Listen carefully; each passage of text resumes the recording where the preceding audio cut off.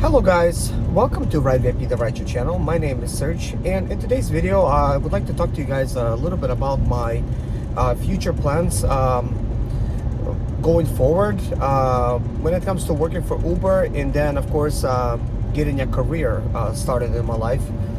It's probably a little bit too late for that, like starting a career, but hey, I can't help but think about those kind of things.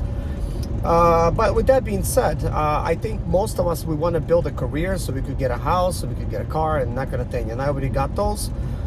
So now I just want to be able to just live my life and actually make good income while actually enjoying what I do. You might find this hard to believe, but I actually really enjoy driving.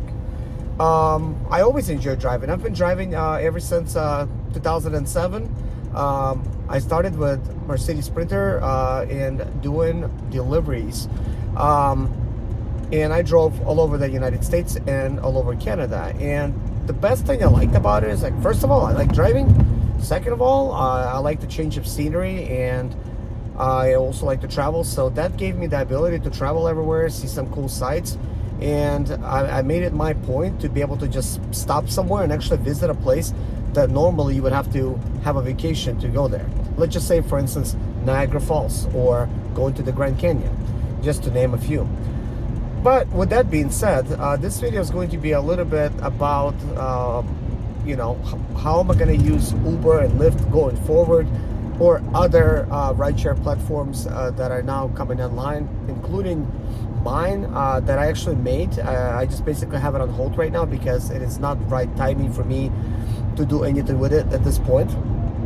Plus, I don't even know what it really takes to go further. So for me to take that seriously, I need to completely focus and get the right people involved. And at this point, I've never done something like that before, but hey, I made the 5 apps, basically like my own rideshare company, which is actually called Rideshare. But anyways, moving on. So recently I was talking a little bit about how I wanted to buy a shop or build a shop. Now that is still ongoing. Basically, I'm just moving up the dates a little bit, because every time you plan something, it's never going to be exactly as you plan it. Like, if you think it's going to cost you $10,000 for something, it's probably going to cost you $20,000 or $30,000. Same thing goes for the shop. Like, I was thinking about starting to build in March. Well, we're here in March, and technically I could start building, but now I'm asking questions like, is it really the best course of action? And recently I kind of started thinking, like, well, maybe I should work the rest of the month, right? Like the rest of the March.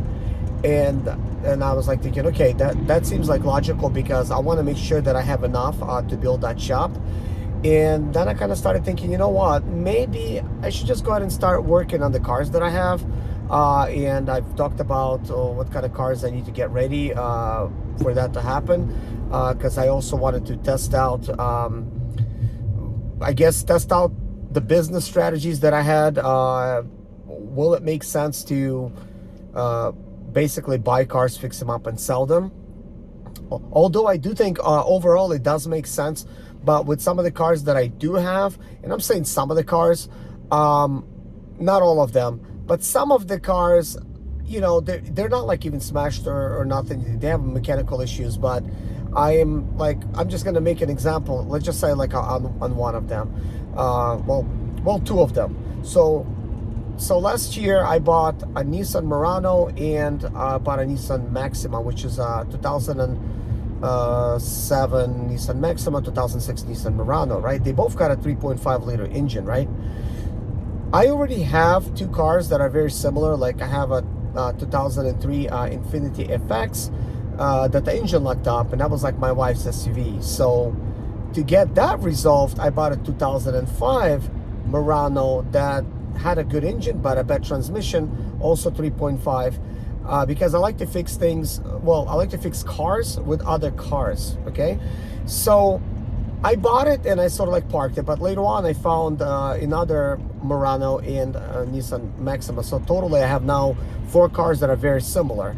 But ultimately, with all of these cars, I think, okay, their value is approximately $5,000 for each car. That's what probably top dollar you could actually make. Okay, now I know that it cost me.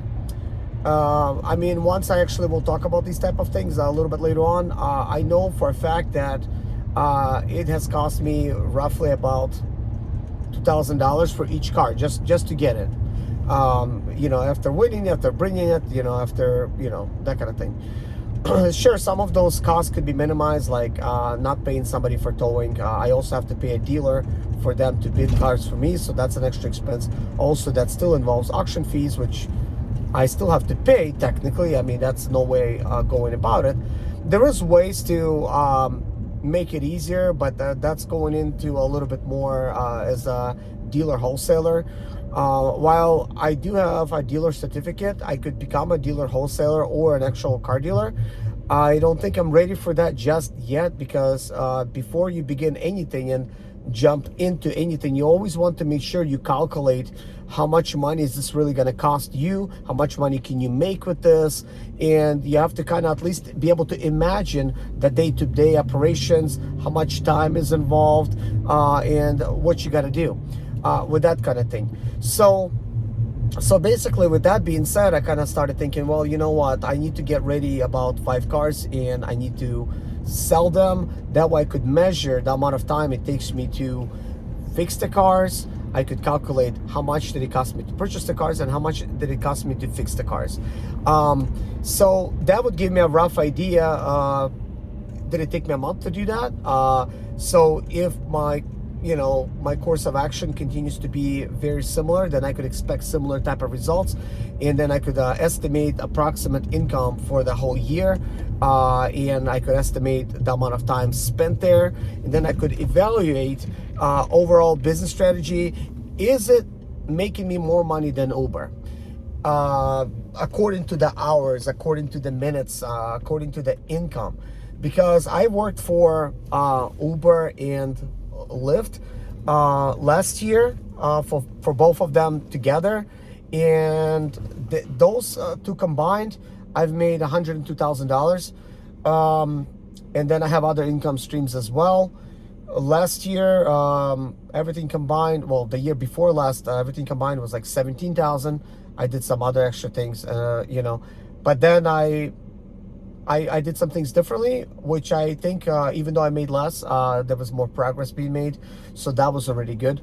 But going forward, it is important for me to understand, does it make more sense to buy, fix, and sell the car as a normal dealer?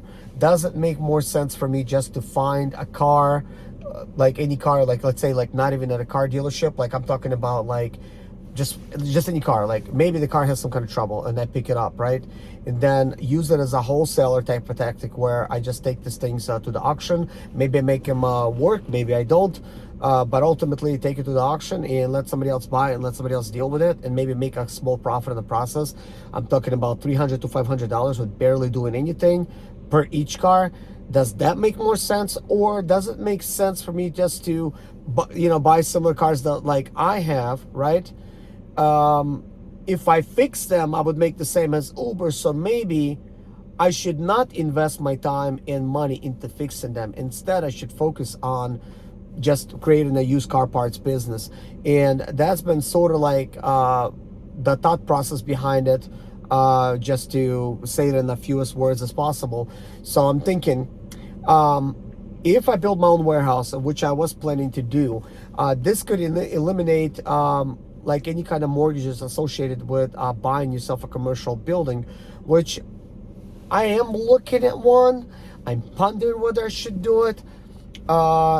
It is kind of like a good idea to buy it as a real estate investment.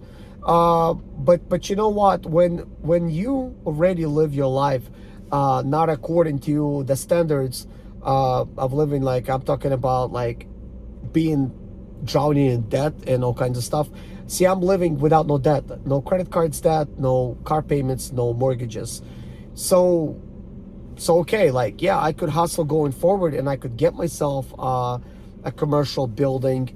Will that really make me happy, or am I just going to now chase that mortgage every single month. Sure, I have residual incomes that come in and it could take care of that payment, but will it though? You know, you can't never depend on income sources to always continue as they are, because I have some incomes that are made and generated while I'm sleeping basically, and it's not a huge amount, but it's a good amount. It's more than a lot of people make. I mean, shoot, it's actually more than some people get as a retirement. But I always like to have a plan for a backup plan. And you know, sometimes it's hard because I'm super ambitious and I'm thinking like, well, if I get the shop, I could start like right away, you know. But also right away, I got a bill, and the mortgage is not going to be the only bill that I'm going to have. There's going to be other things associated with it, like I'll have to keep the lights on.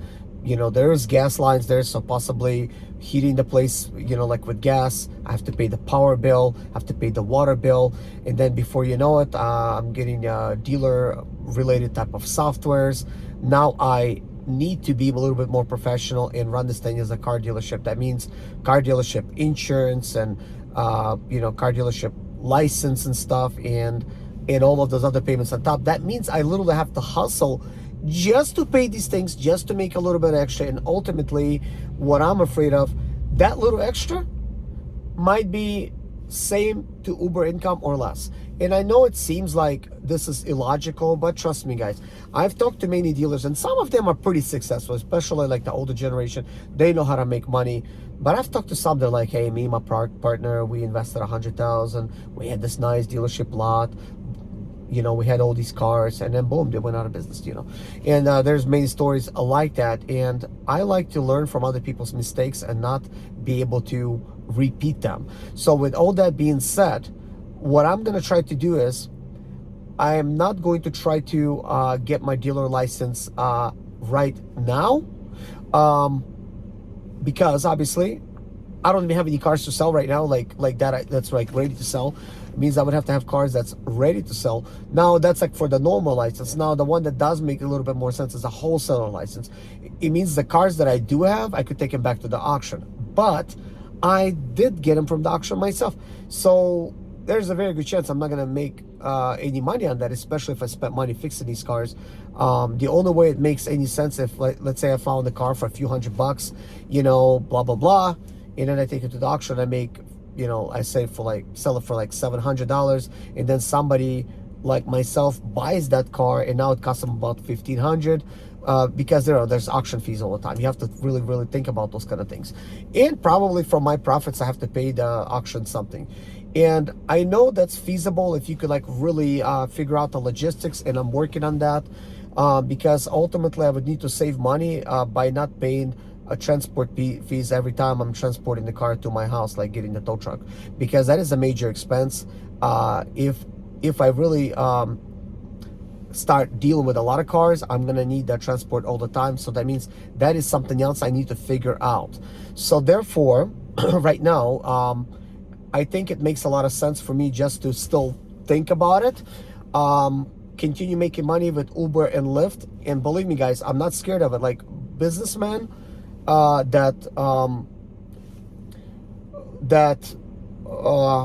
what is the word, like, oh my gosh, I forgot the word, but actually, like what I want to say after the word, like, you have to make calculated decisions.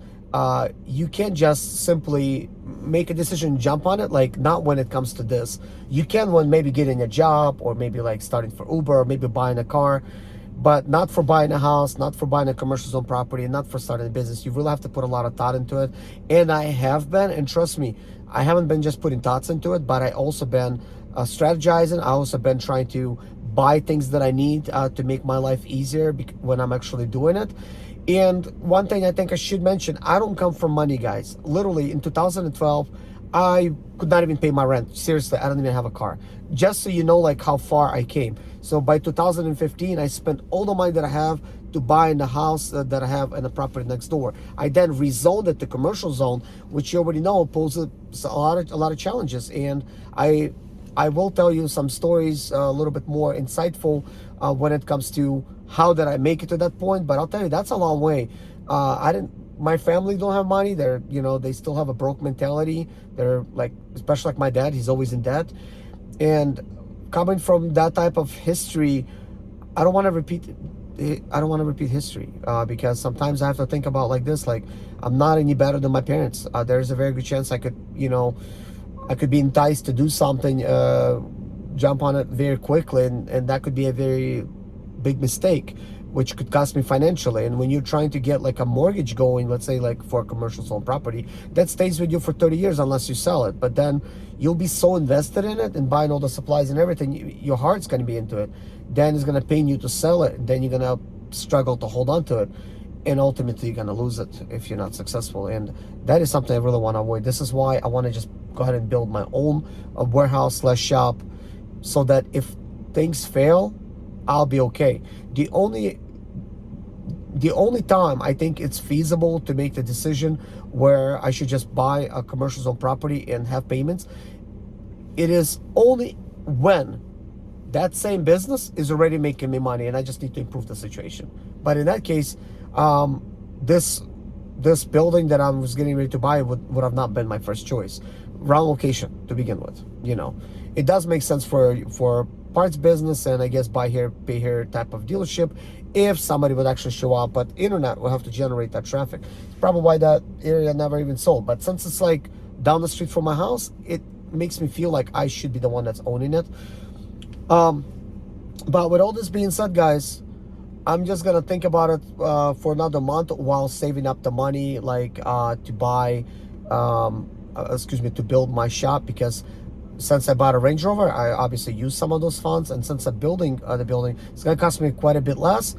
But I also want to be completely ready when I'm doing this kind of stuff. I want to be able to just I'll still be building, I'll still be working. I'll just tell you that much. But I want to make sure that I could order all the metal that I need, everything. But I have the money right now for it. I'm not ordering because I just don't want stuff to sit and just to age. And then maybe something changes in my life and I can't do it right away, and it just becomes a total waste.